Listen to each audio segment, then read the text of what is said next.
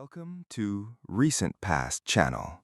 Imagine a country that once influenced half the world collapsing, not through a great war or a massive explosion, but within just a few months. The Soviet Union, the superpower of the not-so-distant past, remembered by many of our parents. How was it born? How did it rise to power? And why did it eventually fall? If these are questions you've asked yourself, then this video is meant for you.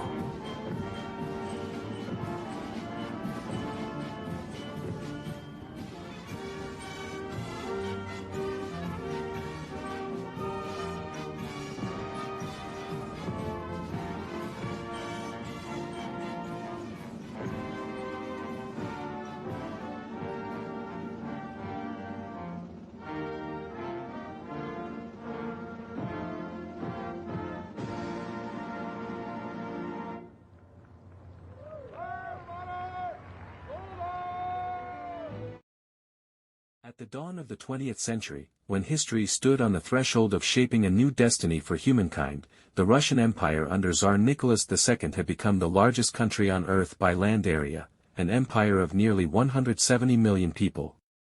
Can you imagine? 170 million inhabitants in the early 1900s.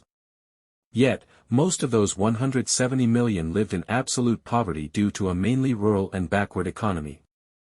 Industry was developing but limited to only a few cities, and working conditions were far from satisfactory.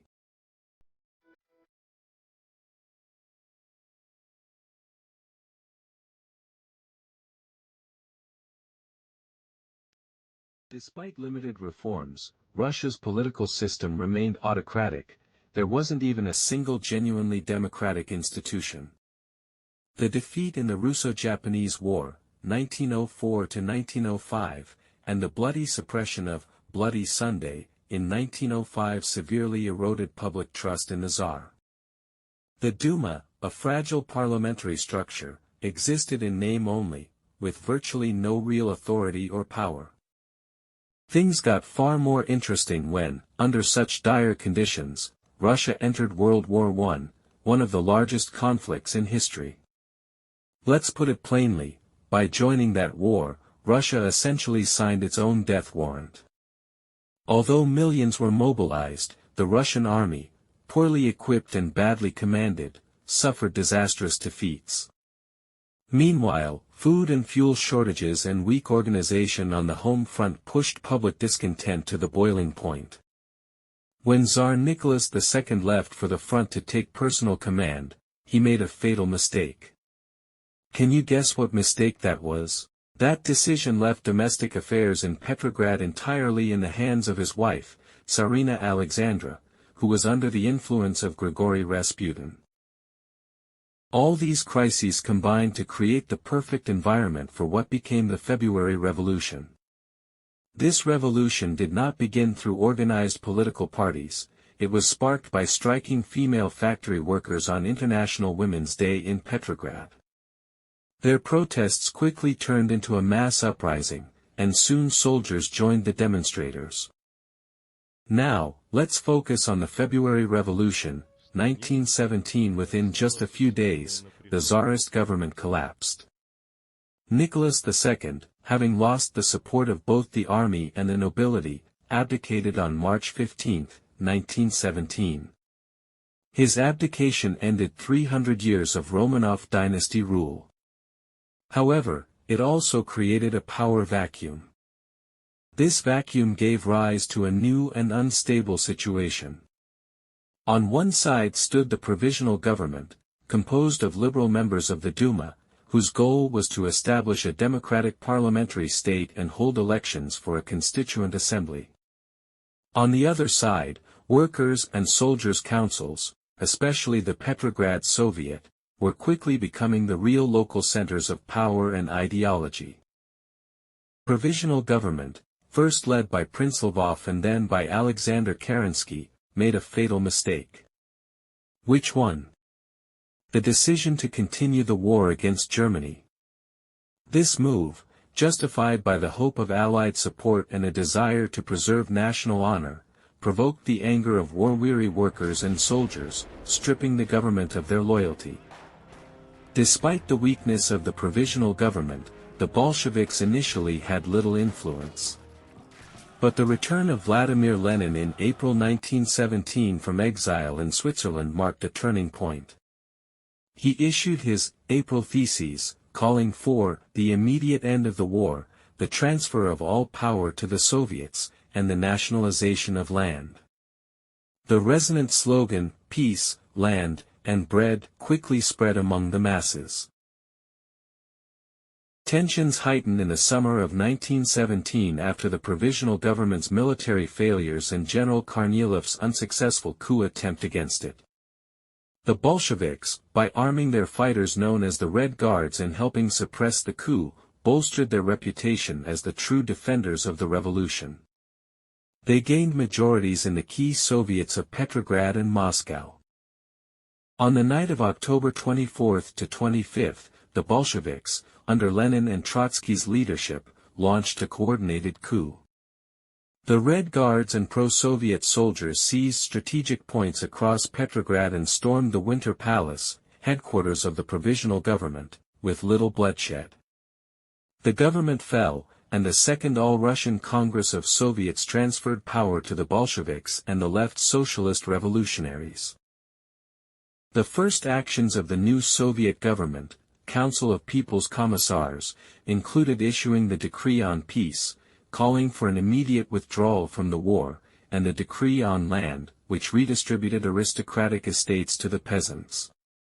However, fierce resistance to Bolshevik rule soon broke out across the country, quickly descending into a devastating civil war.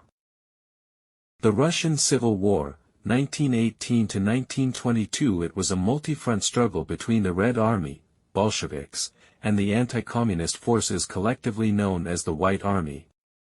The Whites included monarchists, liberals, and moderate socialists, backed militarily and financially by foreign powers such as Britain, France, the United States, and Japan, all fearful of communism's expansion.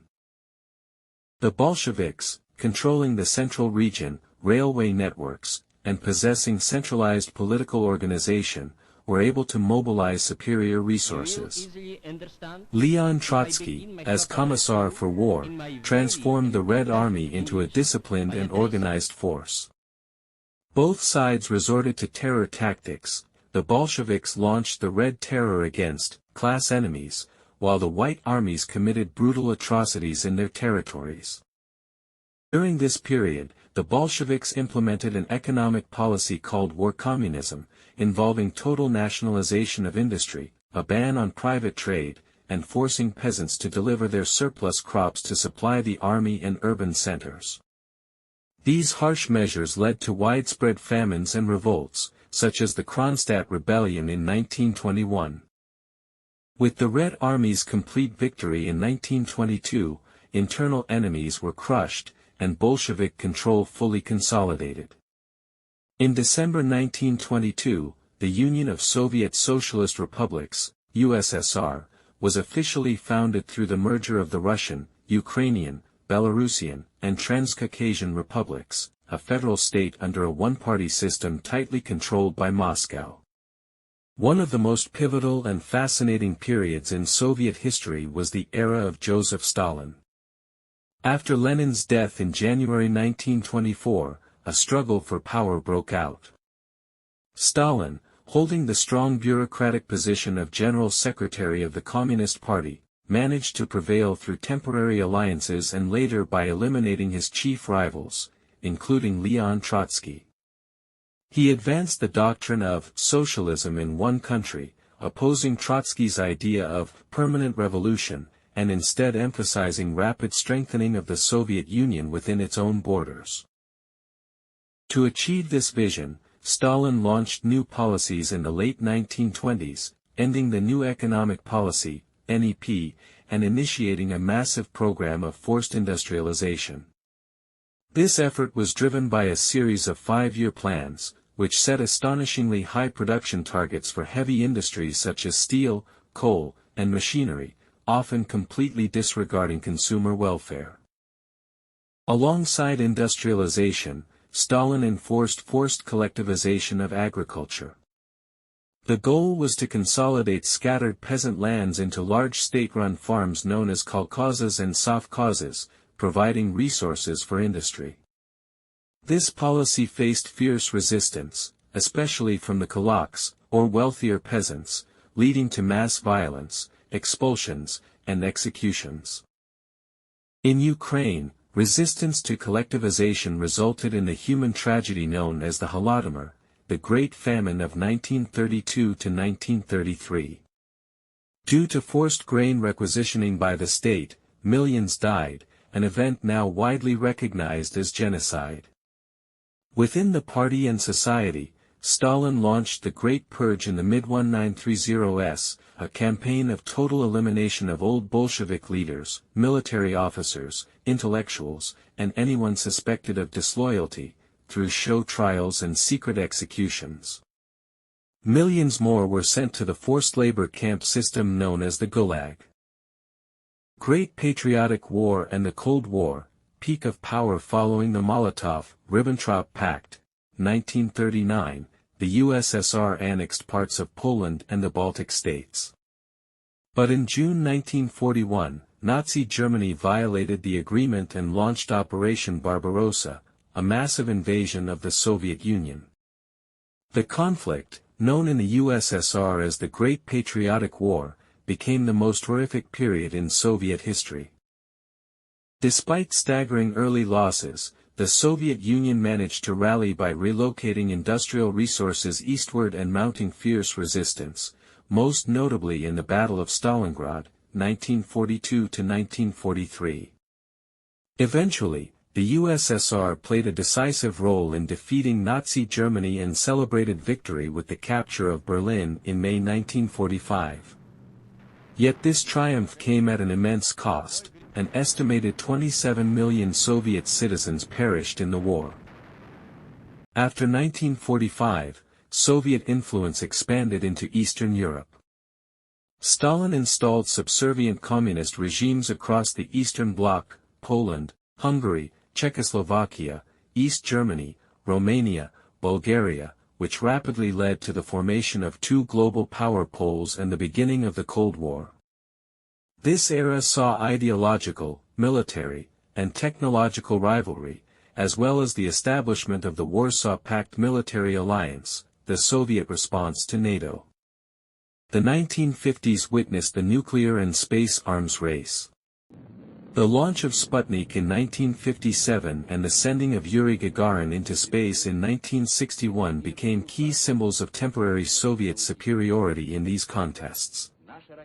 Following Stalin's death in 1953, Nikita Khrushchev delivered a secret speech at the 20th Party Congress in 1956, formally denouncing Stalin's cult of personality, and initiating the process of de-Stalinization, though these reforms remained partial. The post-Khrushchev era, under the leadership of Leonid Brezhnev, starting in 1964, became known as the period of stagnation. Although the USSR achieved relative stability militarily and in foreign policy, reaching nuclear parity with the United States, its centrally planned economy suffered deep structural problems. Corruption spread, innovation stalled, and the gap in the quality of life between the Soviet Union and the West widened. The attempt to revitalize the declining system began in the mid-1980s with the rise of Mikhail Gorbachev.